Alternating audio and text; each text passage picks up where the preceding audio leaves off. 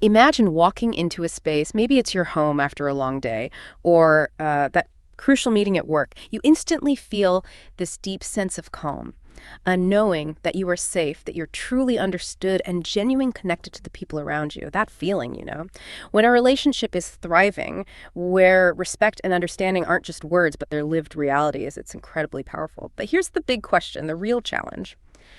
How do we actually build that kind of trust? It certainly doesn't just appear out of thin air, does it? It's built brick by brick, day by day, habit by habit. So this deep dive is all about cracking the code, really, of trust and connection. We're going to explore how consistent, often seemingly small, actions can fundamentally transform your most important relationships, whether they're personal, like with a partner or a friend, or, professional with your team or colleagues.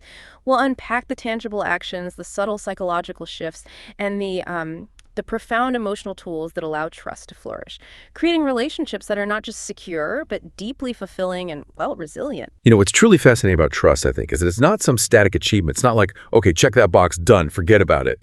No, trust it's a living, breathing process. It really is. Yeah. And it demands continuous effort, real commitment from everyone involved. Think of it as this invisible but incredibly strong bond, the thing that actively fosters intimacy and deep vulnerability and truly open communication. When trust is present, it creates this incredible haven, right? A safe space where we can genuinely be ourselves, where we feel loved, valued, and utterly secure. But, and this is the hard part, when that trust is shattered, that haven collapses. And rebuilding it, that takes immense intentionality and courage. So this raises a really crucial question for all of us, I believe. What exactly are the core components, these foundational pillars, the things that allow us to build such a vital structure and make sure it can withstand, the inevitable trials of life and time? That's a powerful image. Trust as this non-negotiable foundation, like a skyscraper, you said. So what are these essential components then, these building blocks we need to start with right from the ground up? Well, it all really begins with a few core pillars.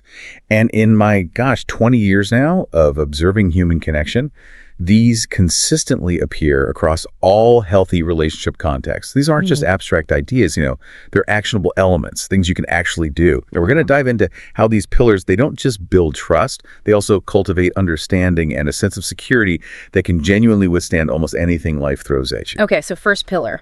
We hear it all the time. Communication is key in relationships. But what does that really mean in the day-to-day work of building trust? Is it simply about talking more? Or airing every single thought we have? Not at all. Yeah. It's far from just talking more, thankfully. Effective communication is truly the cornerstone here. And that's because it involves expressing your thoughts and feelings. Honestly, yes, that's part of it. But equally, it demands truly listening, like really listening. It's about creating an environment where dialogue isn't just permitted, but it's actively encouraged, and where feelings can be shared without that nagging fear, that fear of judgment or criticism. It's a true two-way street. Speaking your truth and absorbing your partner's truth, both are equally important for the traffic to flow smoothly. It's fascinating because we all think we know how to listen, right? Mm-hmm. But there's a specific, powerful tool that goes way beyond just hearing words. Can you walk us through what active listening truly entails? How does it differ from what most of us think we're doing? Exactly. Active listening. It's such a critical component, and it moves far beyond just hearing. Think about it. How many times have you been in a conversation, maybe nodding along, but secretly you're just rehearsing your next point in your head, waiting to jump in? Active listening is, the opposite of that. It means paying full, undivided attention to the other person, truly reflecting on their words and their emotions, and then responding with genuine understanding and deep empathy. This whole approach actively reduces misunderstandings. It vastly improves clarity because it prompts you to paraphrase what you've heard, ask clarifying questions. It ensures that the message received is actually the message that was intended rather than just, a guessed version of it. So breaking it down then, when we talk about active listening, what are the actual elements? How do we do it practically? Okay, let's get practical. There are several key elements, and each one is crucial for fostering that deeper connection. First, and this sounds obvious, but it's hard, give your full attention. This means removing all distractions, put the phone away, turn off the TV, maybe even notice if you're uncomfortable and fidgeting. Focus solely on the speaker. And try not to interrupt. Maintaining eye contact, if that feels comfortable in your culture, is a simple but powerful nonverbal cue. Shows you're engaged. Second, paraphrase.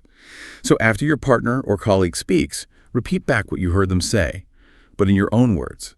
This isn't just about showing you understood. It actually helps you avoid misinterpretations. And it gives the speaker a chance to say, yeah, that's it. Or, no, actually what I meant was, Abura. Third, ask clarifying questions. When something isn't clear, don't guess. Don't assume. Ask follow-up questions to get a deeper, more nuanced understanding of their perspective. Things like, could you tell me more about that? Or, what did you mean when you said, whew? This keeps everyone on the same page. Fourth, reflect on emotions. This is huge. Pay attention not just to the words being said, but also the tone of voice, the body language, what are the underlying emotions. Then respond in a way that acknowledges those feelings. It sounds like you're feeling really frustrated, or I can see this is upsetting you. It shows you see and hear them on a deeper level, an empathetic level. And finally, number 5, respond with empathy and understanding. Show you are genuinely trying to understand their point of view, even if you don't agree with it. That's key. And crucially, avoid getting defensive or interrupting. Those are conversation killers. They build walls instead of bridges. Wow, yeah, I can really see how each of those pieces fits together. So when people actually do this, when they genuinely practice active listening, what are the real measurable impacts? What have you seen in their relationships? What does it actually do beyond just making someone feel heard in the moment? Oh, the benefits are truly profound and far-reaching. They build stronger bonds across all kinds of relationships. When active listening is practiced consistently, you'll definitely see improved communication. It's the most obvious one. It just cuts down on misunderstandings, improves clarity, messages get received as intended. It also organically leads to increased empathy because it actively promotes reflecting on and responding to the other person's emotions. It genuinely helps you, walk in their shoes. And this directly fosters greater trust. Why? Because it creates a safe, supportive environment. People feel comfortable sharing their deepest thoughts and feelings without that fear of judgment. During disagreements, it leads to reduced conflict because it helps people work together to find solutions and compromises that meet both of their needs rather than just escalating the tension or trying to win. And here's one that's maybe less obvious, but deeply significant. It results in improved intimacy. It really deepens that emotional connection.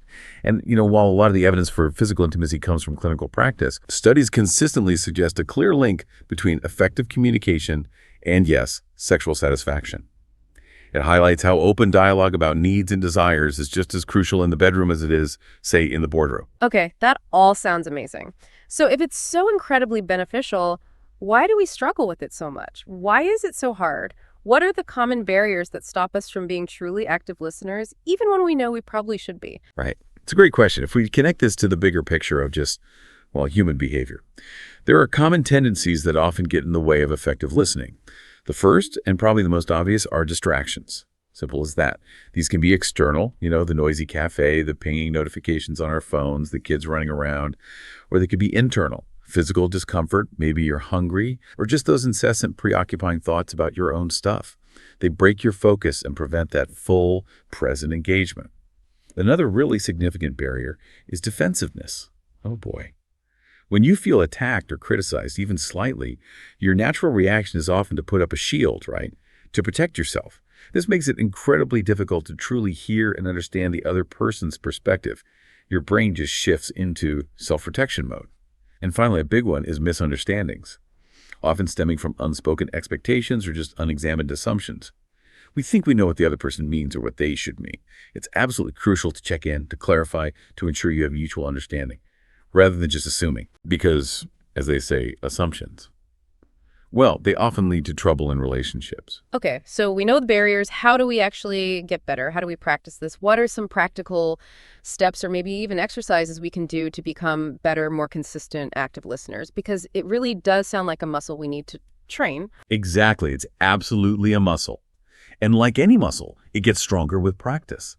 There are lots of techniques, even structured activities, that can enhance active listening skills and turn them into powerful habits.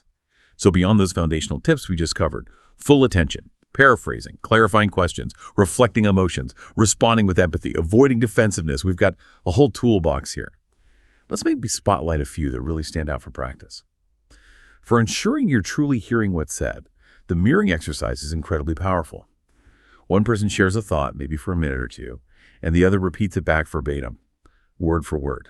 It sounds simple, maybe even a bit robotic, but it forces accurate understanding and gives the speaker a chance to hear their own words reflected back. It's surprisingly effective. To build that emotional attunement, you could try an emotion labeling activity. During a conversation, consciously focus on identifying and acknowledging each other's emotions. I hear frustration in your voice, or it seems like you're feeling disappointed. This really enhances empathy and emotional understanding, makes the feelings visible. And for a disciplined approach to staying present, the no interruption rule can be transformative. Set a timer, maybe just 5 minutes to start. One person speaks without any interruption, while the other just listens attentively. Practices undivided attention. Then you switch. These are just a few examples, but they show how intentional practice can change the game, moving from just hearing to truly listening. Oh, and another one many couples find really transformative is a weekly check-in ritual.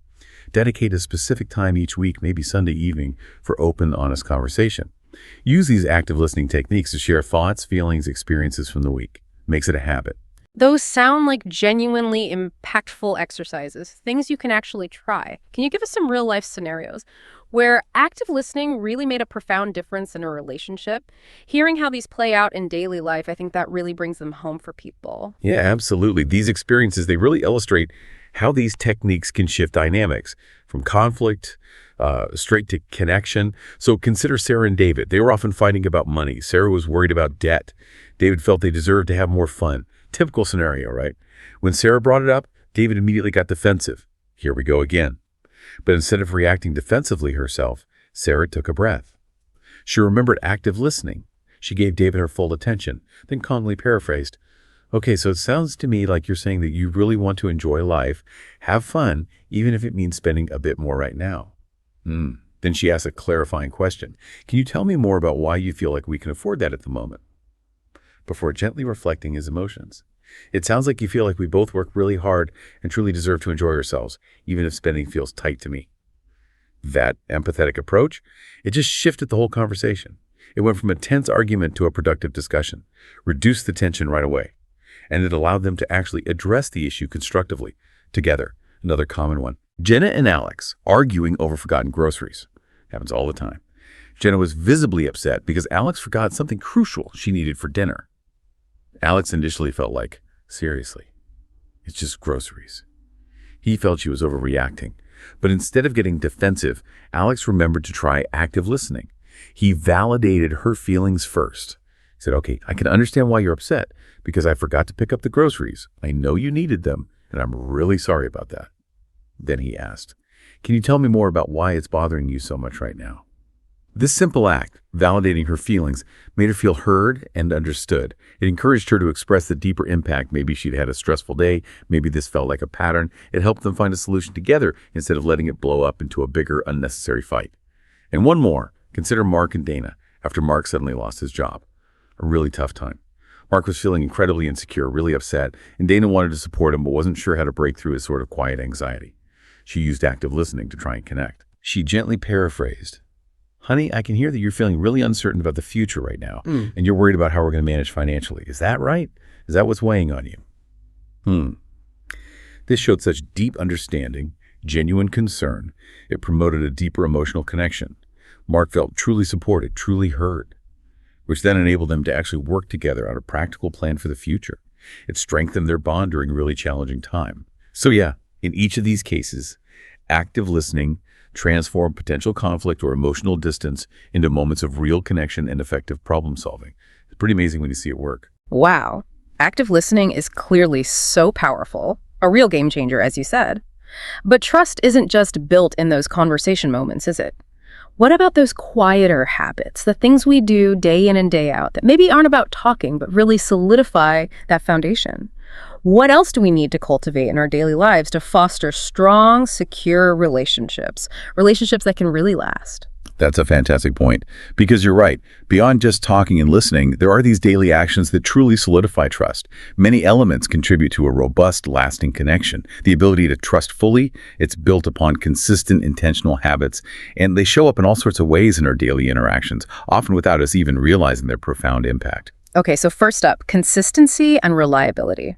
This seems so simple, maybe almost too obvious, but it's often overlooked, isn't it, in our busy, kind of chaotic lives? It's deceptively simple, yeah, but absolutely critical. Critical for building both confidence and trust, whether that's trust with others or even trust within yourself. It's fundamentally about doing what you say you're going to do and behaving predictably, consistently. Think about any relationship, a leader and their team, a coworker, a friend, a partner. Being reliable means you can be counted on. Simple as that. This includes showing up on time, meeting deadlines, or just fulfilling those small commitments you make. I'll call you later. I'll pick that up. This creates a powerful sense of predictability, security. The opposite, being volatile or unpredictable, may be flaky. That causes people to withhold trust because they just can't anticipate your reactions or depend on your word. And this principle, it also applies to self-trust. Think about it. When we set intentions or make commitments to ourselves, I'm going to start exercising, I'll finally write that chapter, and then we break those promises repeatedly. It erodes our personal sense of trust and confidence in ourselves. Building that inner confidence requires intentional discipline and consistency. Though it's important to extend grace to ourselves when we falter, right? Yeah. We're human. But ultimately, it's about aligning your words with your actions consistently, day in, day out. Right. Words and actions lining up. And hand in hand with consistency is transparency, you mentioned. What does that look like in practice? And why is it so vital for trust? It sounds like it could be uncomfortable sometimes, being that open. Yeah, it can be uncomfortable. Transparency means honesty and openness, really having nothing to hide, especially when information might be important to the relationship. It means you share your thoughts, your feelings, your experiences openly, authentically. It means avoiding keeping secrets or trying to sweep uncomfortable issues under the rug. Instead, you address them directly, honestly. This fosters an atmosphere of authenticity, of trust, where people feel they genuinely know where they stand with you. No hidden agendas. In a leadership context, transparency is like having a perfectly clean eyeglass lens, right? It helps you gain clear, unfiltered insights into what's going on within your team or organization. It means acknowledging both successes and challenges openly, and sharing lessons learned from both, not just the wins. For example, I once saw a leader who, while saying, yes, of course, come in to an employee asking for a few minutes, subconsciously kept checking their watch. Body language mismatch. When the employee quite bravely pointed this out later, the leader immediately acknowledged it. They owned the inconsistency between their action and their words. That act of self-awareness, that transparent honesty about a subconscious habit, it actually fostered trust. It showed a real commitment to aligning behavior with intent. Another example, a leader who shares an urgent, challenging task with their team. They don't just delegate it, they trust the team to help accomplish it, and they commit to working alongside them, right there in the trenches. Instead of just dictating from above, that makes employees feel valued, feel part of the bigger picture, builds trust through shared purpose, shared vulnerability even. It's really about pulling back the curtain, even when it feels a little exposed. That makes perfect sense. It builds that feeling of we're in this together. Okay, so this leads us directly into empathy, the ability to truly understand and share the feelings of another. It feels like the very glue of connection, doesn't it? It really does. Empathy is often called the cornerstone of meaningful human connections. And for good reason. It's this complex, beautiful ability that allows us to perceive and relate to the thoughts, emotions, and experiences of others. It fosters deep understanding, cooperation. It's truly about trying to put oneself in another's shoes and feel what they might be feeling. There are typically three main types we talk about. First, there's affective empathy. This is where you feel the emotions another person is experiencing. It's a visceral, gut-level connection. You feel sad when they're sad. Then there's cognitive empathy. This refers more to the intellectual understanding of another's emotions, recognizing and interpreting their perspective, even if you don't feel it yourself. And finally, compassionate empathy. This combines both understanding and feeling with a genuine desire to help, to alleviate their suffering or support them. All three types are essential for strong bonds. They work together, ideally, to create robust, resilient relationships. Now, the consequences of lacking empathy, they can be quite serious. It frequently leads to communication breakdowns. It creates emotional distance, increases resentment between people. Misunderstandings become way more frequent. It can cause feelings of isolation, loneliness. It diminishes overall relationship satisfaction. Research consistently shows that relationships really suffer when individuals don't actively engage in empathetic behaviors, like listening, acknowledging feelings. Conversely, empathy builds connection. It allows individuals to understand and resonate with each other's emotions and perspectives. Our brains are actually wired for this. We have mirror neurons that activate when we observe others' emotions. It makes it easier for us to relate, respond with genuine care and support. And in conflicts, empathy is particularly crucial there. It helps bridge different viewpoints by allowing individuals to see the situation through the other person's eyes, which leads to more constructive discussions, actual resolutions, rather than just escalating tensions into a, shouting match or silent treatment. That's powerful. But how can we actually express empathy? Especially when we're right in the middle of a disagreement. It can be so hard to access that feeling when you're feeling hurt or angry yourself? It absolutely can be. It takes practice. But there are clear, actionable methods. First, and this is a mindset shift, prioritize connection over winning. Shift your focus from being right or proving your point to genuinely trying to understand the other person's feelings, what's going on for them. Second, active listening is paramount. As we discussed, give your full attention, acknowledge their emotions. Maybe say something like, okay, I can hear that this is really bothering you right now. Third, validate their emotions. Acknowledge their feelings without minimizing them. Even if you don't agree with their reaction, you can understand why they feel that way. Use phrases like, it's completely understandable to feel that way given what happened, or I can see why you'd be upset. This makes them feel seen, heard, validated. Fourth, maybe consider the OFN method: observations, feelings, needs. When it's your turn to speak, try sharing your observations without judgment. When X happened, express your feelings clearly, I felt Y, and then articulate what you need moving forward. What I need is Z. It's a structured way to communicate vulnerably. Lastly, always try to recognize individual perspectives. Understand that everyone's views are shaped by their unique experiences, their history. Open discussions about these differences actually encourage emotional connections. Think about simple, real-world examples too. It doesn't have to be complex. Preparing dinner for a partner who you know is exhausted after a long workday. That's empathy in action. Or simply asking a partner about their feelings during stressful times, and then really listening to the answer. Validating a partner's overwhelming feelings instead of brushing them off with a "don't worry about it" can make all the difference in that moment. It sounds incredibly rewarding connecting on that level, but it also sounds like it could be draining sometimes. How do we manage empathy without becoming completely overwhelmed or burnt out? Is there such a thing as giving too much? You're right, it absolutely can be draining if it's not managed well. Empathy burnout is real. While it's powerful, empathy requires a balance. A balance between understanding others and prioritizing your own personal well-being, your own emotional energy. It's about cultivating self-awareness, recognizing when absorbing others' feelings starts to deplete you. So, how to sustain healthy empathy? Continue to practice active listening as we discussed. That helps clarify things, ask open-ended questions, encourage others to express their perspectives fully. This can actually clarify their needs and reduce the emotional burden on you sometimes. Engage with diverse perspectives. Exposing yourself to a variety of viewpoints enriches your empathy, prevents biases, makes you more resilient. Crucially, alternate giving and receiving empathy. Ensure you also express your own feelings and needs. It can't be a one-way street. This prevents emotional exhaustion and builds a more equitable, balanced relationship, where both people feel seen and supported. Finally, adopt a growth mindset. Adapt your empathy levels based on the situation, the individual, allowing you to engage without becoming overwhelmed. Okay, that's really helpful, finding that balance. Now, for what might be one of the hardest parts for many of us, especially maybe in leadership roles, but really for anyone, vulnerability. Why is it so crucial, and how do we actually embrace it? It feels so counterintuitive sometimes, doesn't it? Almost like admitting weakness. You've hit on a vital truth there. Vulnerability is absolutely essential for building trust and genuine openness. And you're right, it feels like weakness, but it's actually a profound strength. Brene Brown has done amazing work on this, really reframing it for us. Vulnerability is about allowing yourself to be open, authentic, truly real, imperfect. And that vulnerability creates a deeper connection that goes far beyond superficial interactions. The traditional image, of the tough, stoic, all-knowing leader, it's often outdated now. Today, people, especially younger generations like millennials and Gen Z, they want leaders who share their human side, who show genuine authenticity, flaws and all. This human-centric approach, it amplifies your impact in ways that a rigid, hierarchical approach never could. Research, in fact, indicates that the number one reason teams fail is a lack of trust. Vulnerability directly invites thoughts, insights, even challenges from others. It builds that essential trust. Even iconic figures like Steve Jobs later in his career learned the importance of sharing his emotions. He spoke so openly about his struggles with pancreatic cancer, his mortality, in that famous Stanford commencement speech. That raw honesty, it deepened connections with his audience, with his legacy, in a way just talking about products never could. Okay, I get the why, but the how do we actually start to embrace that kind of vulnerability when it feels so uncomfortable?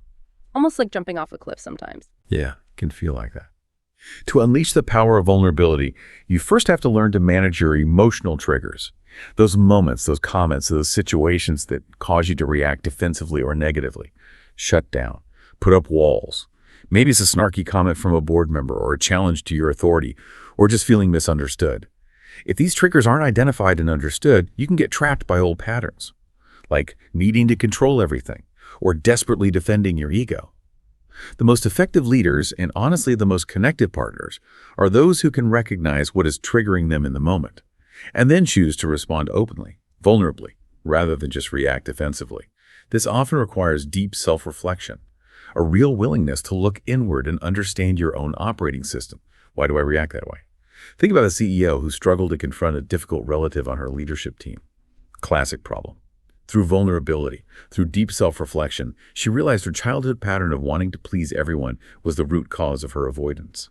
That insight gave her the courage to address the conflict effectively, led to a much healthier team dynamic.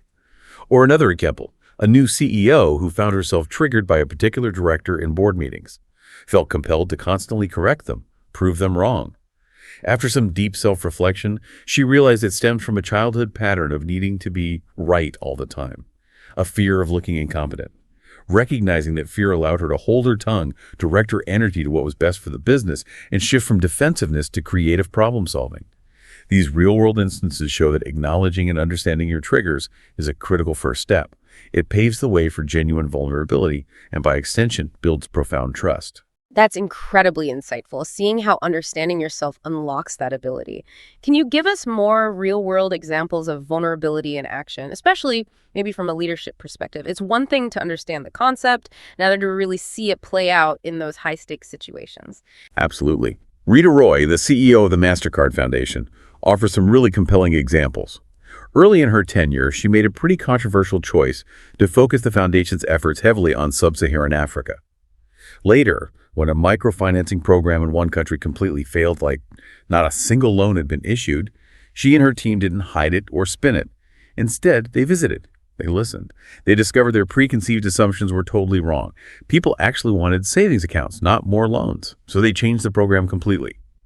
Her willingness to admit the mistake, to pivot based on feedback, it strengthened relationships with the community immensely. On another occasion, a partner organization openly criticized the foundation during a public forum, basically saying they made partners beg for money. Ouch. Rita Roy didn't get defensive. She stood up immediately right there and apologized, acknowledged the foundation's misstep. She said something like, "Thank you for being candid. You should expect better from us, and we will take action to change." Those moments of humility, of direct action, built significant trust. They demonstrated positive vulnerability, reinforcing the importance of visible actions and trust-based relationships. Another powerful example comes from Michael Fisher, former CEO of Cincinnati Children's Hospital. When he was diagnosed with cancer back in 2018, despite being a naturally private person, he chose to be vulnerable and transparent.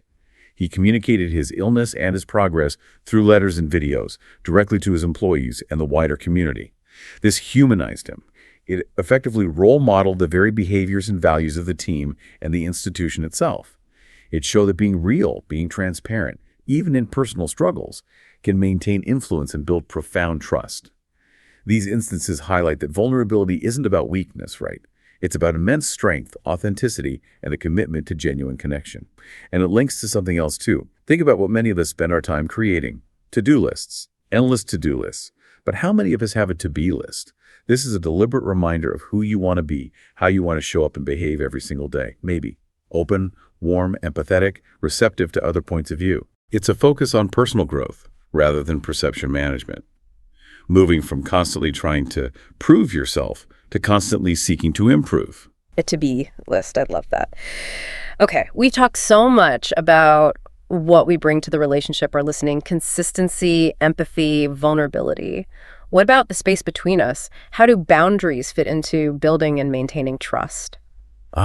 Boundaries. Yes. Setting and respecting boundaries is absolutely crucial.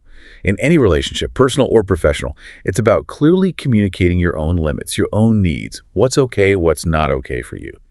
And, equally important, being attentive to and respecting your partner's or colleagues' boundaries. This mutual understanding, this respect for limits, it creates a truly safe space for both individuals.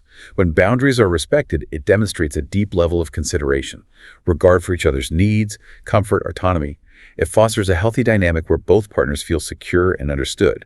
It also prevents unrealistic expectations from burdening the relationship. You know what you can reasonably expect from each other. It's about knowing where one person ends and the other begins, and respecting that space, keeping the relationship healthy. And inevitably, things will go wrong sometimes. We're human. Mistakes happen. promises get broken? How do we repair those cracks in the foundation of trust, especially when that painful feeling of betrayal or disappointment sets in? You're right, mistakes are indeed inevitable. No relationship is immune.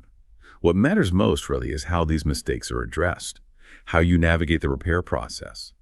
The path to healing usually begins with apology and forgiveness, taking responsibility for your actions, offering a sincere apology when needed. This is crucial for rebuilding trust. And a sincere apology, it goes beyond just saying, "I'm sorry." It requires understanding the true impact of your actions on the other person and expressing genuine remorse for that impact, seeing it from their side. On the flip side, being able to forgive, truly forgive, and move forward is equally important. Holding on to grudges, resentment.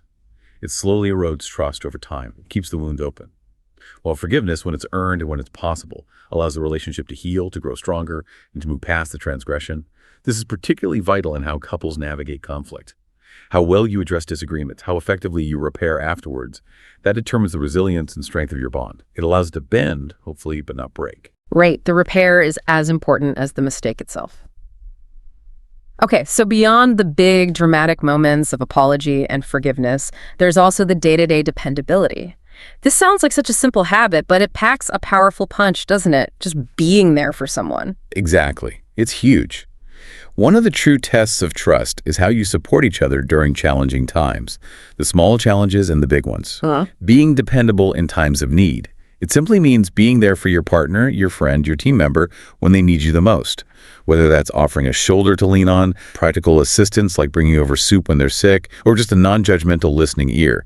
This consistent reliability, it solidifies the trust they have in you.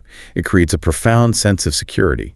Reinforces the belief that you are a constant, reliable presence in their life, someone they can count on when things get tough. It really means asking yourself, what would I want if I were in need right now? And then trying to act on that understanding for others. It's that quiet, consistent showing up that builds rock-solid trust over time. And what about celebrating the good times and also maintaining who you are as an individual within the relationship? These seem less about fixing problems and maybe more about simply thriving together. You've nailed it. These are often overlooked, but they are absolutely vital for a thriving relationship's health and longevity. It's not all about problems. First, celebrate wins together, big and small. Acknowledge achievements, milestones, even those everyday victories, as a team, as partners. Whether they're individual wins or shared successes, celebrating them fosters mutual support. It creates a deep feeling of being a unified team, rooting for each other. Your partner's wins should genuinely feel like your wins, and vice versa. Second, and equally important, is to maintain individuality, your sense of self. It's critically important to have your own interests, passions, friendships, pursuits outside of the relationship. This isn't about creating distance or secrecy. It's about personal growth and renewal, staying vibrant. Encourage personal hobbies and interests independently. Respect each other's need for space, for time alone, or with other people.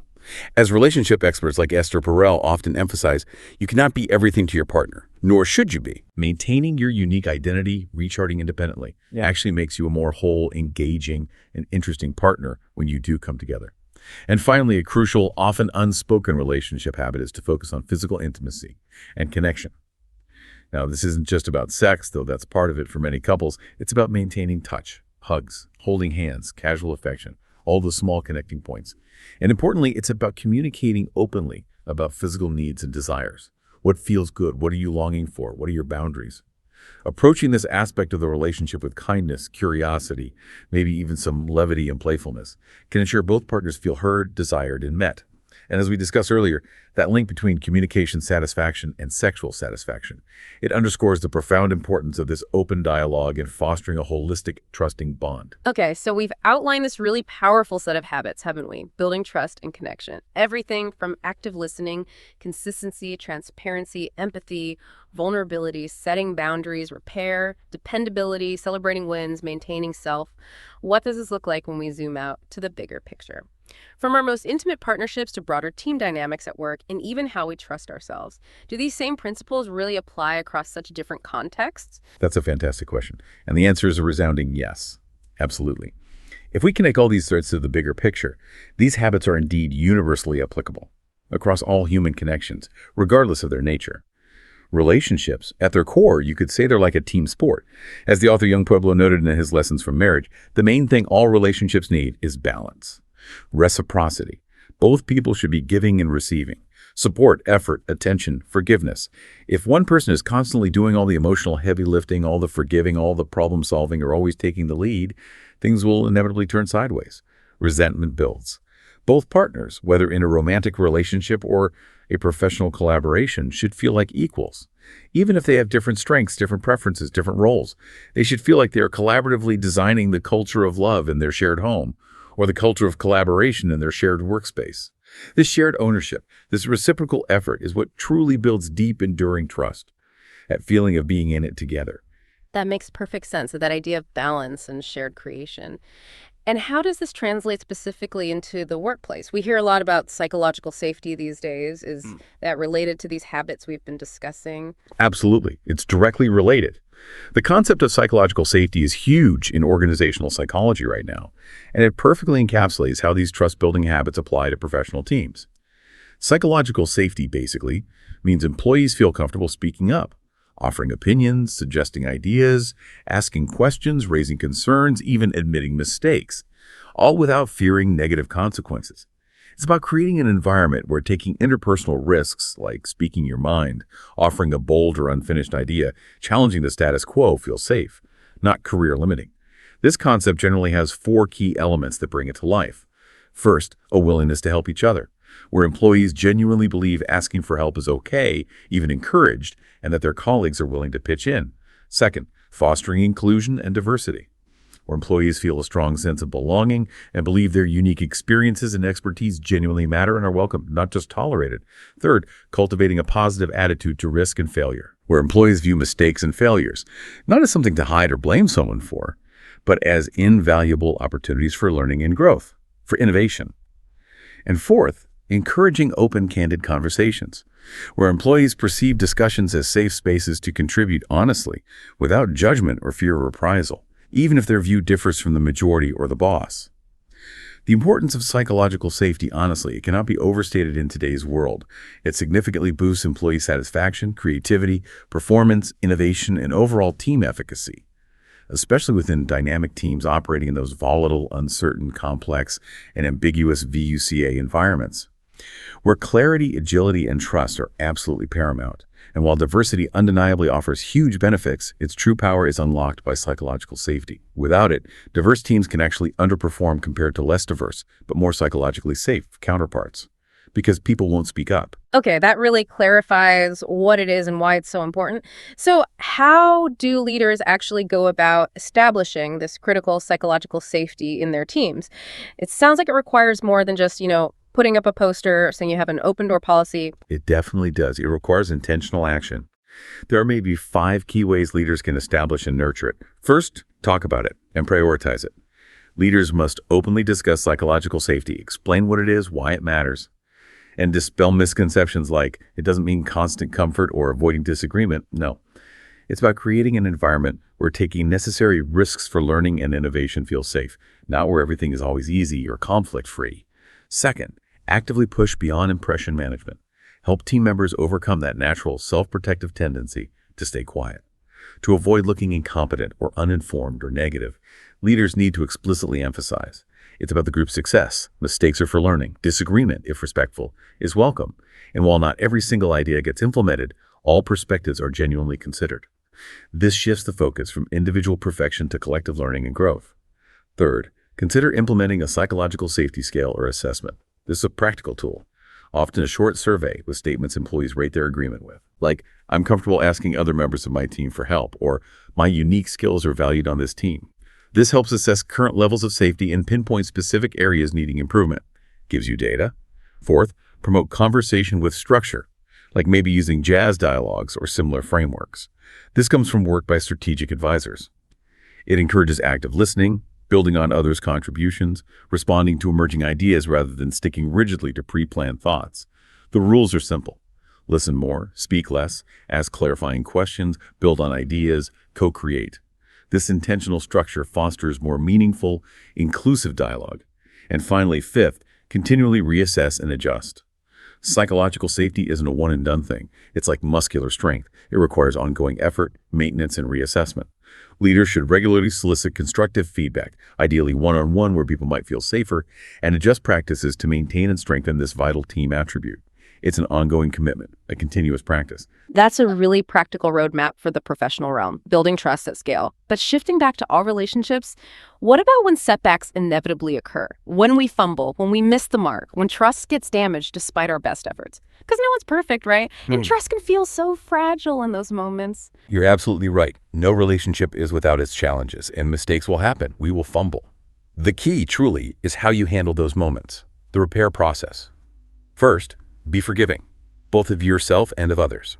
Understand that progress isn't always linear. You will have bad days. You might revert to old behaviors under stress. That's human. Extend grace. Recognize that growth is a process, not a perfect destination. Second, communicate openly about the setback. Talk through the challenges honestly. What happened? Why did it happen? How did it impact each person?